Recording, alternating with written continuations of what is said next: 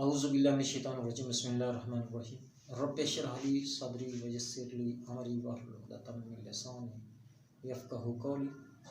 तो नाज़रीन, आज मैं आपको बच्चों की भूख के बारे में बताऊंगा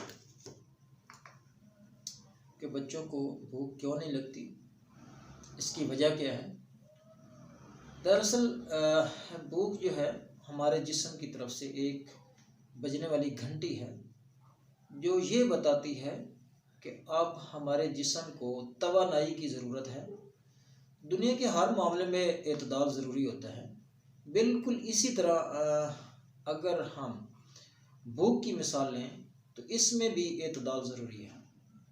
भूख ज़्यादा या कम लगना दोनों ही तशवीशनाक हैं और इसकी वजूहात पर गौर करना बहुत ज़रूरी है। खाने के वक्त भूख ना लगने का मतलब ये है कि जिस्म के अंदरूनी निज़ाम में कहीं कुछ न कुछ गड़बड़ ज़रूर है। बच्चों को अक्सर भूख के मसाइल पेश आते रहते हैं।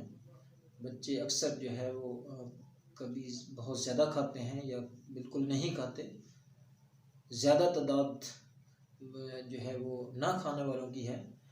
तो ज़्यादा कब्ज़ रहने, दवाओं के ज़्यादा इस्तेमाल करने और बहुत से मर्च मिसालों की वाली चीज़ों का इस्तेमाल करने से ये बच्चों की भूख जो है वो ख़त्म हो जाती है, कम हो जाती है। आम तौर पर बच्चे खाने से ज़्यादा पीने वाली चीज़ें जो हैं वो ज़्यादा पसंद करते हैं, जैसे सोडा मिले मशरूबात, कोला, फ्लेवर्ड मिल्क, जूस वगैरह। तो बाज़ घरों में खाना खाने के वक्त ही मुकर्रर नहीं होता। इन घरों में बच्चे जो हैं वो अपना पेट भरने के लिए बाज़ारी खाने खाते हैं, जिसकी वजह से इनकी तवज्जो जो है वो घर के खाने पर माइल नहीं होती और ना ही उनको भूख लगती है। तो इसके अलावा मुसलसल डिप्रेशन, घरेलू नाचाकियाँ, गुर्बत, जज्बाती अदम तवाज़ुन, सोने या जागने का वक्त मुकर्रर ना होना, पानी कम पीना, ख़ास वजह ये भी है, वर्जिश ना करना और मसालेदार तली हुई चीज़ें से पेट भरना या इस्तेमाल करना, ये भी इन आदात से जो है वो भूख कम हो जाती है। बच्चों की भूख जो है वो ख़त्म हो जाती है।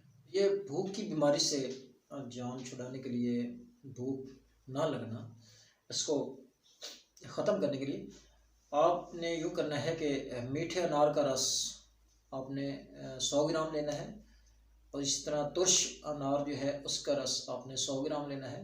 सेब का रस आपने 1 पाव लें और लेमन जो है उसका रस आप 1 पाव लें।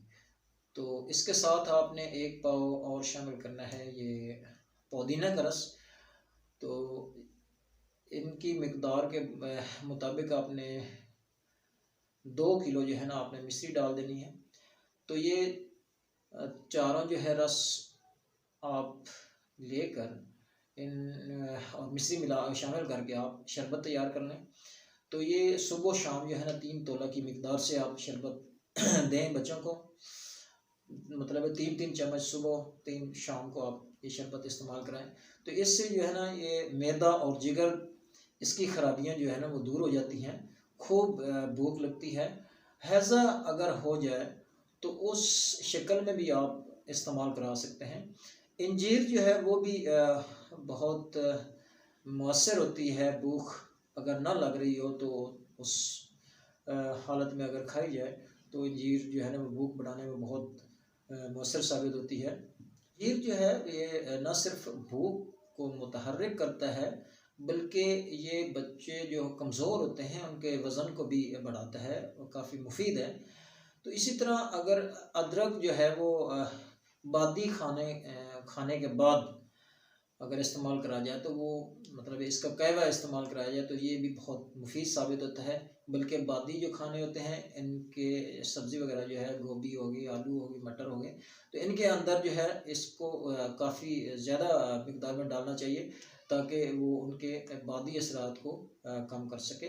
तो अदरक को बारीक पीस कर खानों में डालना चाहिए और अगर इसको मुंह में रख कर चबा लिया जाए तो फिर भी भूख में काफ़ी इजाफा होता है, खाना हज़म होता है। 1 चम्मच अदरक का रस लेकर 1 अदद नींबू का रस इसमें शामिल करें और थोड़ा सा हल्का सा नमक मिला लें। तो इसको घोल कर अगर आप पी लेते हैं, नोश कर लेते हैं, तो इससे बड़ी खूब ही भूख लगती है। अगर सौंफ और ज़ीरा जो है सफ़ेद है, इसको आप हम वज़न लेकर तवे के ऊपर रख कर थोड़ा सा इसको भून लेते हैं, फ्राई कर लेते हैं, मतलब है कि इसको बरियां कर लेते हैं।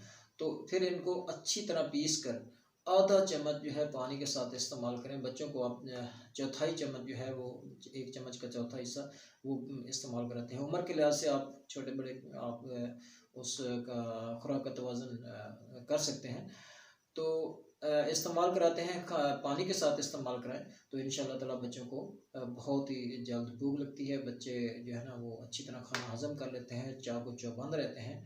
तो बनाएं और मेरे इस चैनल को सब्सक्राइब भी करें, लाइक भी करें, वीडियो को शेयर करें ताकि दूसरों को भी फ़ायदा हो सके। तो अपनी दुआ में याद भी रखें। अस्सलाम वालेकुम।